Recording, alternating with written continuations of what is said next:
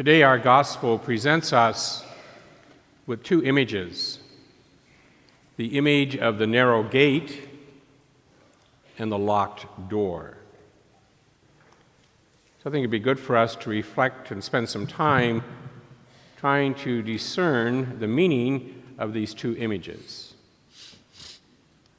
You and I, we live in a world where we like things to be convenient, to be easy, to be smooth, to be immediate.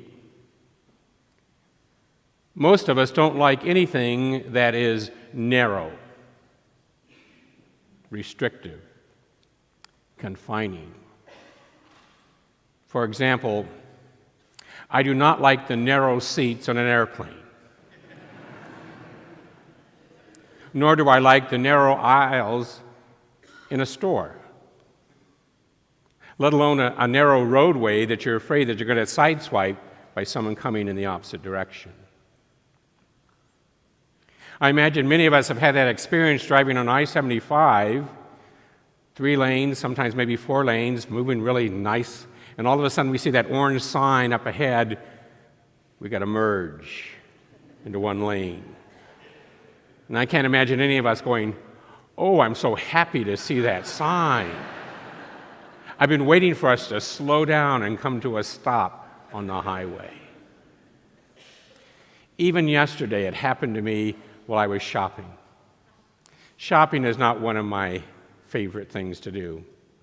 But I need to get some stuff for my trip to Rome next month, and so I thought, let's get it done, let's get over with. So I went shopping. Found out all the things I wanted, put them in my cart, with all the other customers headed out to the checkout lane. Only to find out, with all the 6 checkout lanes that were there was only one cashier. We had to merge into one line. And I wasn't wearing my clerical outfit. So I thought to myself, if I might say something, no one's really going to know who said it. Until someone in the line turned around and said, "Hi, Father John. Isn't it wonderful we have an opportunity to be patient?" And I just simply said, "Yeah." So none of us like that which is narrow, restrictive, and confining. Yet in today's gospel, Jesus says, strive for the narrow gate. Many will try, but few will obtain it. So what is this narrow gate that Jesus is inviting us to try to enter into? It's being a disciple.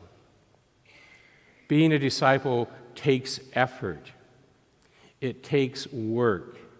It takes discipline. Being a disciple of Jesus is not easy or convenient, and sometimes it's not smooth.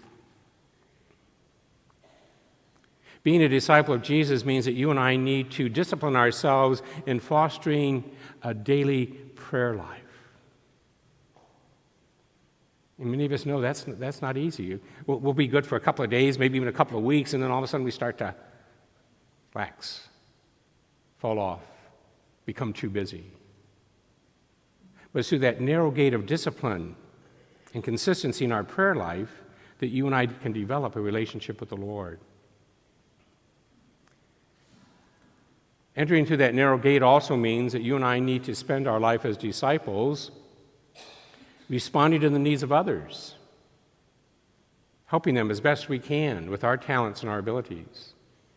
And again, that's not easy because when we do that, we have to deny ourselves of our own time and our own will and our wants and desires. But that's the narrow gate that Jesus wants us to strive for. Now, many people will say, "Well, I just can't do it by myself." And they're right. We can't enter through that narrow gate all by ourselves. That's why we need Jesus. That's why we need His Word. That's why we need His sacrament. For it's Jesus with His grace and His strength that we can be committed and disciplined and continue to strive to be His disciple, even though at times it may be difficult. Now, the other image that's presented to us in the gospel today is that of the locked door. And I'm going to admit to you, I'm having trouble with that one. I find that to be rather disturbing, and I'll tell you why.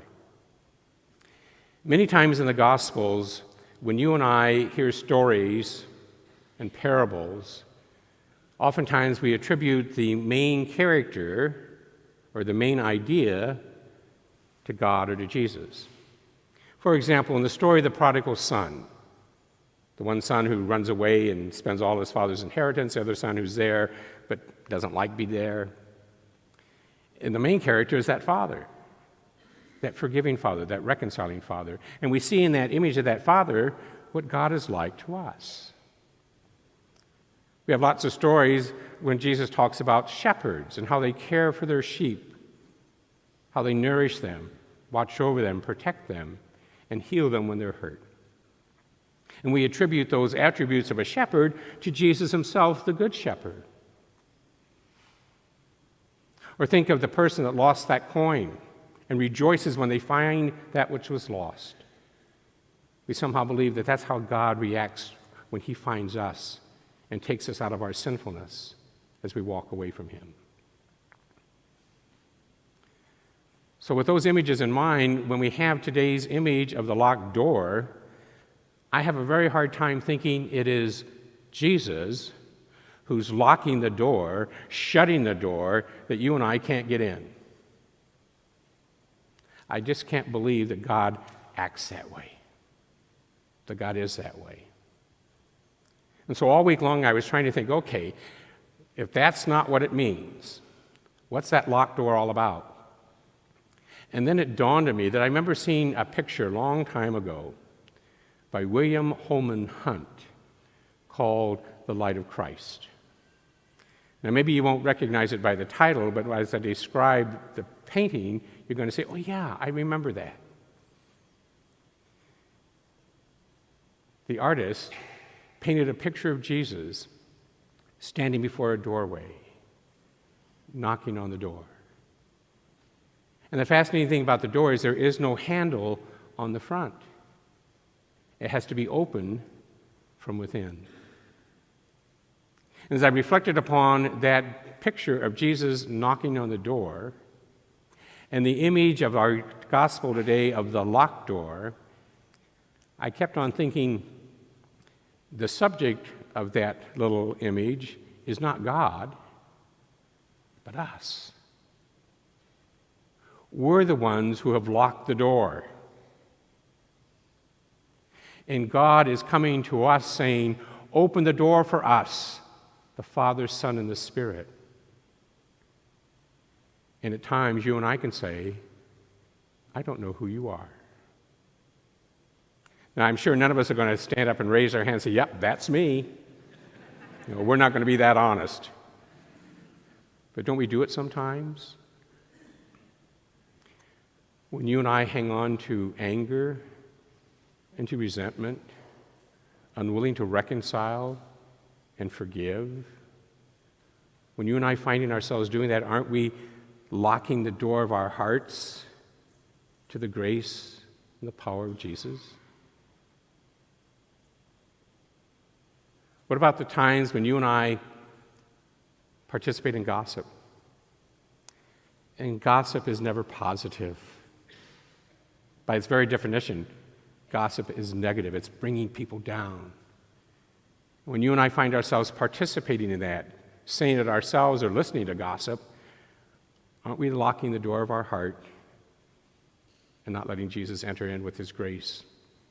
His grace that calls us to uphold and uplift, to value and respect the dignity of every person. When you and I hear a prejudicial statement or a racist statement, we say nothing. Aren't we locking the door of our hearts to the grace and power of Jesus, who reminds us that every person, no matter who they are or what they've done, is a creation of God? So there's many times in our life that you and I can be that person who's locked the door of our hearts to the power and the presence of Jesus. Now, how can we unlock that door? How can we prevent that door from being shut and closed to the power of Jesus? It goes back to that first image, striving for the narrow gate. When you and I realize that we are called to be disciples of Jesus, and that call is causing us to be disciplined and consistent, and at times having to deny ourselves, then we're on the right road. And the more we follow Jesus through that narrow gate into the kingdom of heaven, the more we're going to continue to open our heart to His grace, His love, and His forgiveness. And when we open our heart to Jesus, then we have the ability to share what Jesus has given us to one another. And when we do that, the world indeed is a wonderful and beautiful place to be.